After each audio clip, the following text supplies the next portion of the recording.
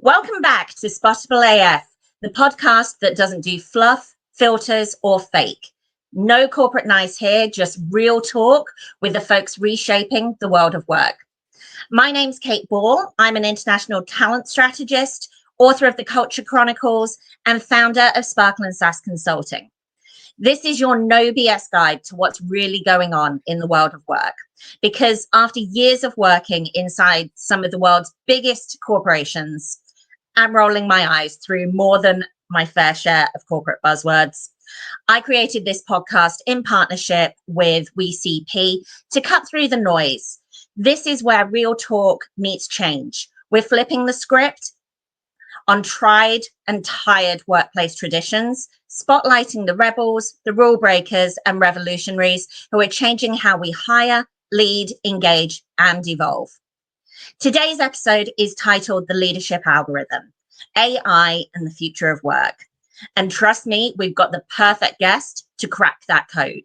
So joining me is Pratyush Nandkeolyar. I'm not sure I pronounced that right, so I'll let him correct me in a minute. But he's the Senior Director and Head of Talent Acquisition at Brillio. He's also a global recruitment strategist and one of the sharpest minds out there when it comes to blending human intuition with machine intelligence.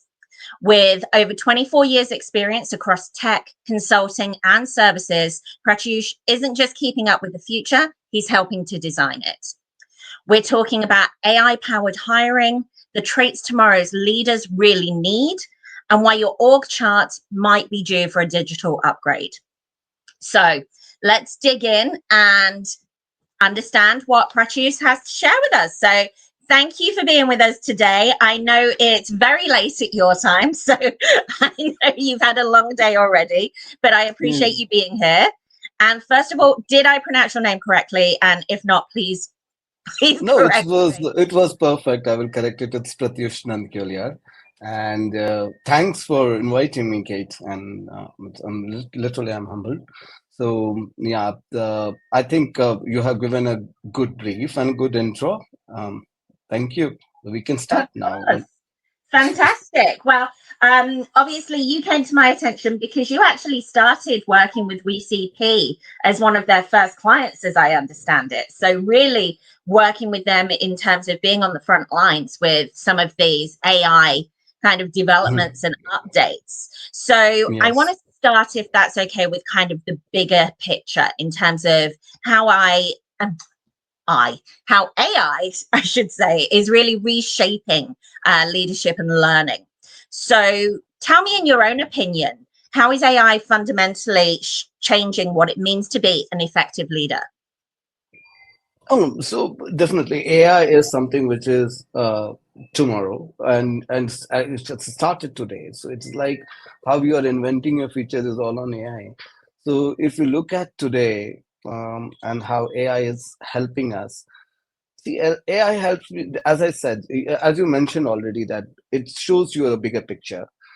So AI has shifted the entire paradigm of whether it's recruiting or HR, which to a bigger picture. When I say it gives you a experience based, or you can say a little intuitive output of any problems that you face in your day-to-day life. And I'm making it day-to-day life because it is like even if you look at TA, there are almost like 13 interventions, 13 areas where AI is today used. And I'm not saying just use, it is just like a part of your ecosystem now. So be it email aggregation, be it scheduling of a candidate, be it screening of the candidates, be it an online assessment that you're using. Then apart from that, even towards the interview side, it assess.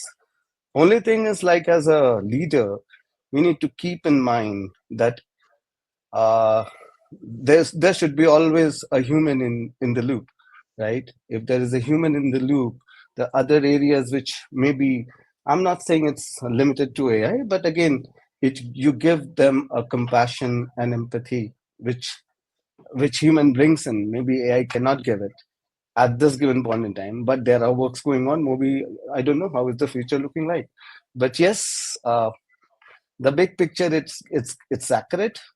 Gives you a overview. You can do a data driven decision making on most of the stuff.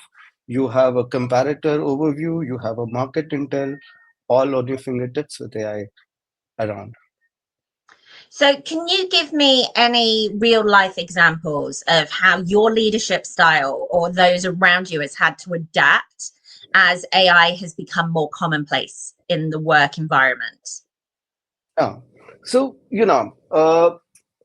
I will talk about the era before AI came into picture, right? And when we talk about Gen Zs today, when we talk about Gen Ys and Gen X, we come from Gen X or Gen Y borderline cases. We are actually. So if I look at my career, look back all my 24 years, I would say out of that 24 years, almost what I would say before AI, it would be at least 19 odd years. In these 19 odd years, my 60% of my work was around collating data, collating information so that I could do a right decision making.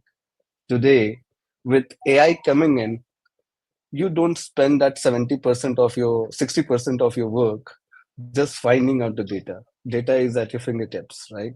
It is just like you need to figure out how you want to put the data story together and put a help, take help of AI in storytelling. That's what you do today, and it is a big impact. I have seen those era. See, if I particularly talk about talent acquisition, earlier days in talent acquisition start from recording each and every interviews manually, scripting it, filing it on papers.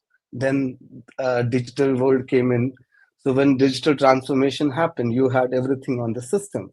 Now today, with AI, it is so real time that you are having an interview with a person, and everything is speech to text transcribed for you, and an evaluation, an indicative evaluation done by an AI. So this is one difference that I talk about, but in every field, it is just not interviews. Even when you organize, when you plan. So today, real time in Brillio, if you look at the way we operate, the origin of any hiring process starts from the demand. Now, the biggest problem any TA person would have, that was demand rightly calibrated. If the demand is not rightly calibrated, what happens is you are hunting something which is not right. You will end up making mistakes in the hiring because demand calibration has not happened. So we use AI in creating the demands. That means writing the job description from the very beginning. And when we do that, my AI is intelligent enough. One hand, it describes exactly what is the hard skill required for the role, what is the soft skill required for the role, and what will be the behavioral parameters required for that particular role. And on the second hand, what it does, it goes back to my career architecture. So whatever role you are hiring, that role has a definition which talks about, okay, you have these job specification for this individual. What on the grounds this individual is going to perform? The entire story, it takes the snippets and makes it a part of your JD. Now, with this JD, if I ask any of the talent acquisition professional to hunt, he would be very specific in his approach. Obviously, by using this, I have increased my conversion rates by 60%. Precisely, if I say the conversion rate has gone up by 62% as per maths that we have done last. So this is the impact that AI has built in. Um, I will just give you an example. Say, for example, I have to hire a Python developer, right? My hiring manager will say that, okay, hire a Python developer. So it is an agentic AI. Agentic AI will ask question what you want to hire. You say, I want to hire a Python developer. Agentic AI will ask you another question. What would be the mandatory skills and what would be a good to have skills? You put that. Then the agentic AI will ask you exactly what years of experience that you are looking at. in the experience ranges, what would be the relevant or the total experience that you're looking at. Once you do that, the AI will go back to my career architecture, look into the job family, and figure out two roles. Maybe this guy is a senior engineer or maybe a lead, right? It will ask there are two roles pertaining to his years experience, which one you would choose. When he choose a senior engineer, obviously the attributes, I'm just giving you a vague example, the attributes would be, you would be looking at a person as an SME or as a mentor. But as soon as it chooses as a lead, then it will look into the people management skills, estimation skills, forecasting skills, and other elements that you expect out of a lead to perform. So that is how AI is into my system. Basis that, I go ahead and hunt. Once I hunt the individual, figure out the right match. Meanwhile, AI also helps in matching the resumes which is there in my ATSs, right? So it does a comparative stack ranking of all the resumes which is in my ATS. Post that, I go for an interview. My interviews or an online assessment wherein I use WeCP. So I get a quantification of quality done using WeCP in that. Okay, and then beyond, when we go for an interview, I have a speech to text which can script the entire interview which has gone in, and then AI with its own intelligence can give me an indicative judgment on what candidate. But AI is not a decision maker. Your hiring managers or the interviewer are still the decision maker. So Mm-hmm. during the interview, it keeps on prompting the interviewer. See, today at an interview level, the biggest problem is your interview is may or may not be according to the JD. It is mostly according to the kind of interview panel you have placed for it. So if it talks about the JD, it is fine. Otherwise, the discussion can not be, very much outcome driven. Here, I have a outcome driven. It prompts the interviewer that these are the area to be covered. These are the questions you can ask, and then it makes a judgment. So, long story short, you can understand how AI is impacting me in my work profile. So, as a tier leader, it keeps me bias free, consistent in most of my interview approaches. So from a leadership perspective, though, Correct. obviously there are a huge amount of tools on the market and that's changing daily. So what Correct. kind of advice can you give to leaders who want to stay on the cutting edge? They want to understand what's possible and what's coming, but at the same time there's that AI and tech fatigue that sets in because there's just so much choice. How do you Yeah. prioritize where your time is most valuable? See, many a times what happens is when you are going and figuring out an AI system, it is sometimes very rigid to what their capabilities are. Like, for example, I work with VCP. The only reason why I work with VCP, they give me a very customized solution. You know, my pain area may not be others' pain area. So when it is boutiqued to me, I get a more relevant response using this. Second advice that I put is, whatever AI, no matter how much you are dependent on AI, I think a human touch has still a lot of importance in our leadership ecosystem. And you have to draw a perfect mix between the human connect and an AI connect. So if you can draw you have to make that perfect alloy for yourself, which works for you well. You know, this tool has a metal, human intelligence has its own metal. Mix them, you will have a better result. So that would be my advice at any leadership level. So Human are there can any, be a better. sorry. If I have to put it, AI can give you a lot of information. Humans can give you whatever say the EQ piece of it and the right story to tell. But my point is, there's so many different options available. How do you know Correct. which are the right ones to use? Are there certain resources, or obviously you have to know something even exists to be able to use Oh it in the yeah. first place? You have to test it. So how are Yes. you deciding where your attention is spent, and what advice can you give to other leaders who are perhaps not as far ahead in their AI journey as you are right now, that are really trying to Mhm. evaluate all of the tools on the market and see what is going to add most value to them? So if I have to look at this, Kate, very simple. You have to analyze the problem first. You know, what what problem this AI is going to solve.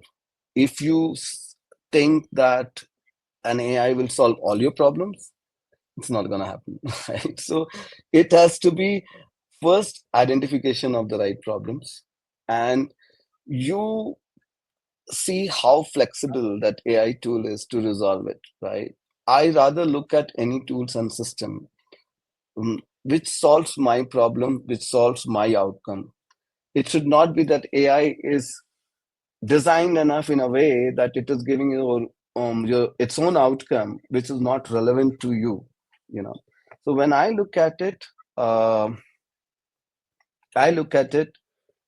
it gives solves my problem areas, so that then when I pitch these AI tools within my ecosystem, the tool is not an option. It becomes a part of your solution. And then it makes a better impact. And if the better impact is there within your ecosystem, see, we are in a partner ecosystem. We are partnering with the business, we are partnering with the market, we are partnering with our own talent pool order. So in that, your uh, what I would say, the AI or the tool that you have adopted, it has to show a lot of relevance. It is actually solving. So adoption increases when you use it rightly. So you know, so the way I look at it, it should solve your problem. You should not fit in into an AI to get a problem solved. So Okay.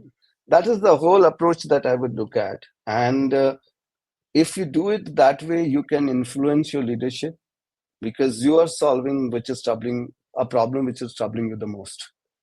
So it makes it more what I would say, uh, the choice of the organization rather than an individual choice, or what I would say, uh, uh, um, uh, uh, I would say a kind of a touch and go kind of a problem solution kind of a tool, which is, just solves one thing and then it goes away. Adoption is not there. So today, if you look at many tools in HR, you have got lists of tools. When you adopt, then it stays for a quarter and it goes off. It's just like it's not solving your actual problems. Okay. And one of the biggest criticisms that's levied with the use of AI in the workplace is, as you referenced yourself, it can never replace a human touch.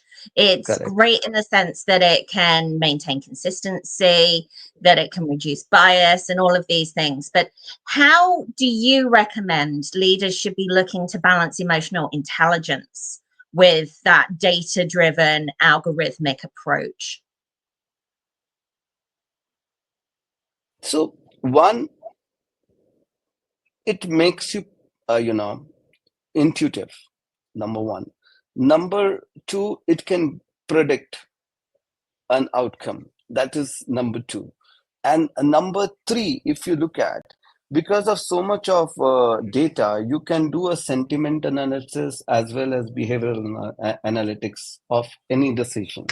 And then when you put human into the loop, the entire mix gives you, I would say no solution is a perfect, but it is like the best of the solution that you can get.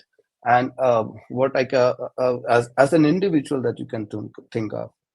So this combination between human and the informations and all this analytics and intuitiveness that AI brings across the table, it makes you work more efficient than before.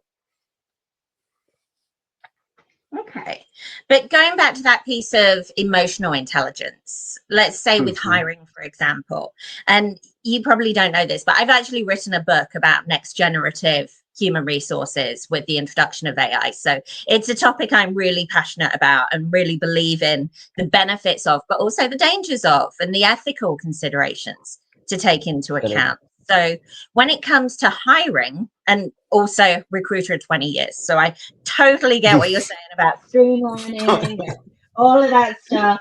But the bottom line is, one of the biggest criticisms levied at large scale recruiting teams since ATS platforms came into play is that people get weeded out based on keywords, that they're not necessarily supportive of diverse initiatives, for example. So you say, oh, predictively, all of our software engineers have had a degree from this type of school.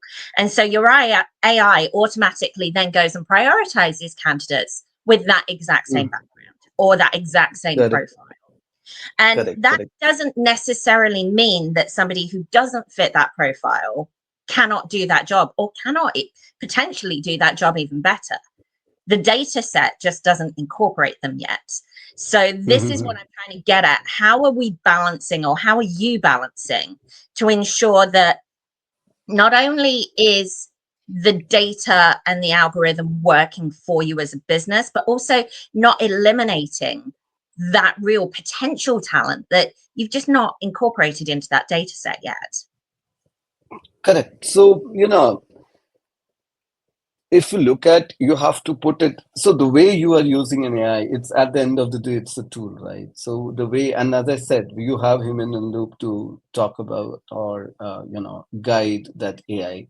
So the major problem in TA has been that most of the time, is it what I would say, a selection process, or is it a replication process? Are you cloning people within the system, or you are building a team, right? So, if you can do a proper gap analysis before you reach out for a requirement, this replications issue or the bias issues will go out. You can also look into potential sentiment analysis, which AI is more capable of doing.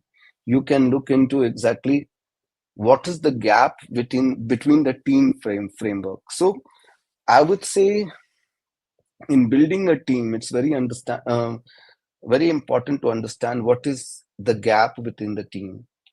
The next fit candidate, is he that that piece of the jigsaw puzzle which makes the team complete, or is a replication of another piece which is there in the system?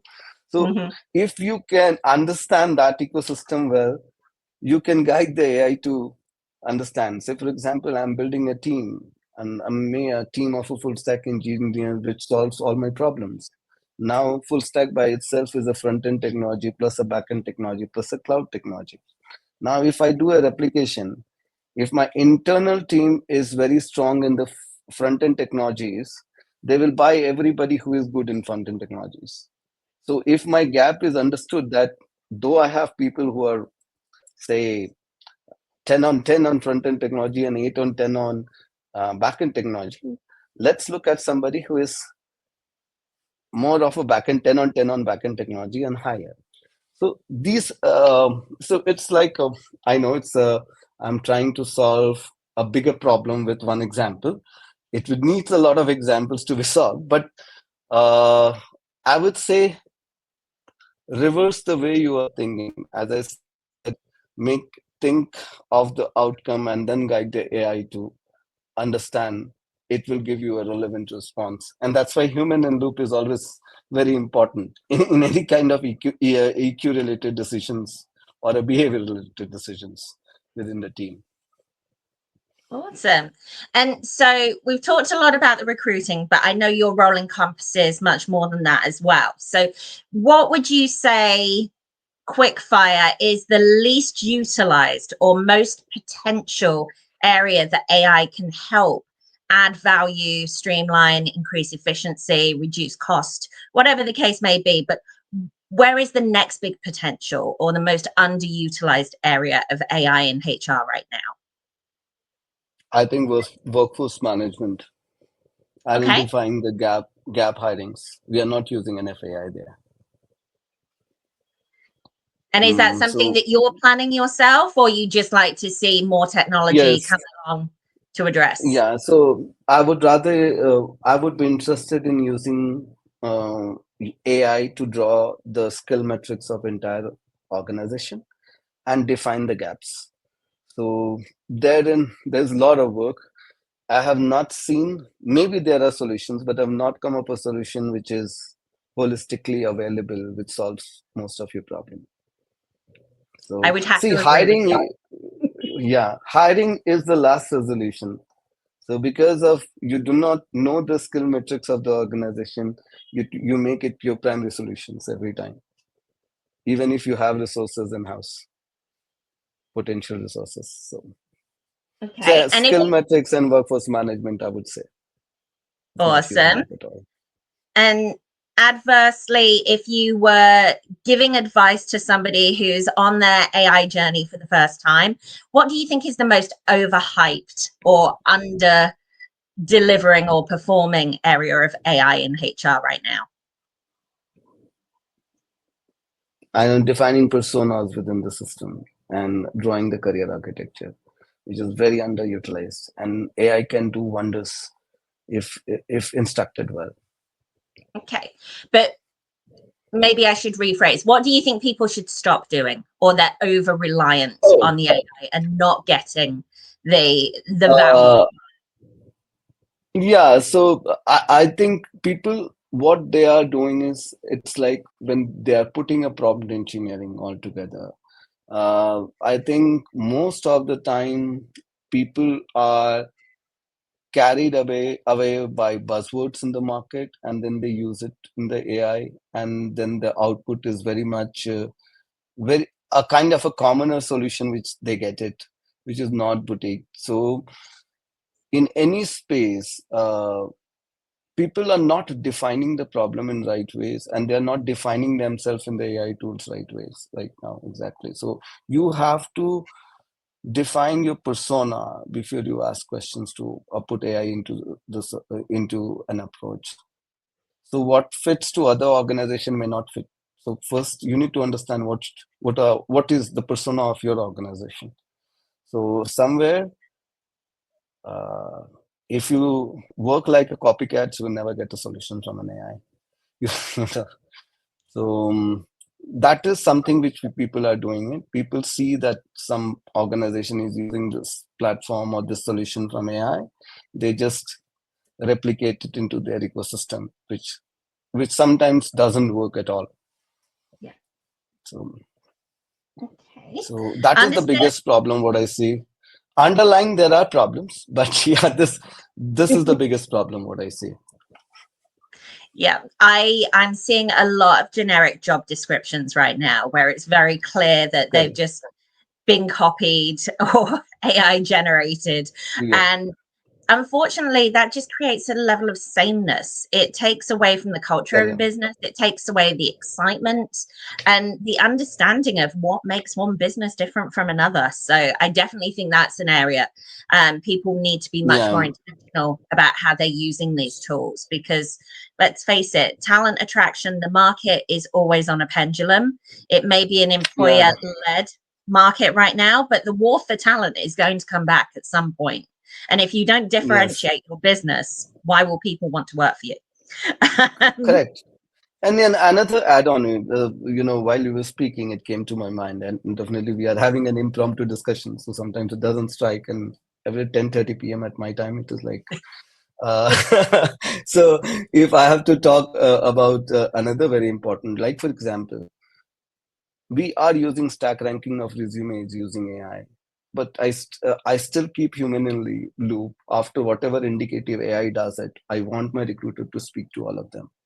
Reason is today people are making resumes using an AI. You are making job description using AI. So it's the matching is between AI and AI. So I don't know actual ethos is getting compared or not. So that's where. So this is another gap. So you have to be really very conscious when you are using stack ranking of resumes into AI. You have to mix it with you have to bring human in loop there. Yeah, particularly jobs that involve communications or people facing roles. You used to Correct. evaluate somebody's written ability, and now it's impossible to do that. Do that. So Yes. I don't envy the recruiters right now. But Correct. okay, I know it's very late for you. So, last question from me. And it's a bit of a hot topic, but it doesn't have to be a long answer. If you were Hmm. giving one piece of advice to the leaders of the future that want to future proof their careers, that are afraid that AI, robots, the overlords, whatever may be, are going to make them obsolete, what advice would you have for those leaders to make themselves invaluable, or what they should be doing now to ensure that they still have value to give 10, 15, 20 years Hmm. from now? So what I would suggest is adopt AI as soon as you can, and evolve with it. It is the tool of the future. So I don't know if AI will, kill jobs, but somebody who is knowing AI will definitely kill the individual. So if you have to up the game, what I personally see is make it a part of your ecosystem and nurture it to get right response and early adopt. I know AI can replace some jobs, but it will create another job. That is also for sure. But that is also for sure, and it has been um, historically evident. The digitalization also was supposed to. We went through a digital detox now, and then AI has come in. But I know human intelligence is way far better than AI, and it will always be in shape. So what I would suggest is adopt AI, learn and make it learn better. It can be your co-pilot, but it cannot be your pilot. So that's what I will be I would be saying. Awesome. And yeah, you've mentioned it already. Emotional intelligence is probably the key thing that AI cannot Correct. deliver Not, that a human being can. But one yeah. of the things that I love to do is I just use YouTube religiously. There's so many people out there that give 5 minute snapshots of different tools and comparatives. It's really interesting, even if you only give it like 20 minutes a week to just see what You else is out there. happening. Yeah. Just be aware. And the beautiful part of an AI is it is adapting, and the human intelligence. The If we adopt it, I think it gives you a very different perspective of looking at a problem statement. So AI has been very helpful. What I would say altogether, Kate. And so, though it will come, it might kill some jobs. That's okay, but it's a what I see. It's your partner.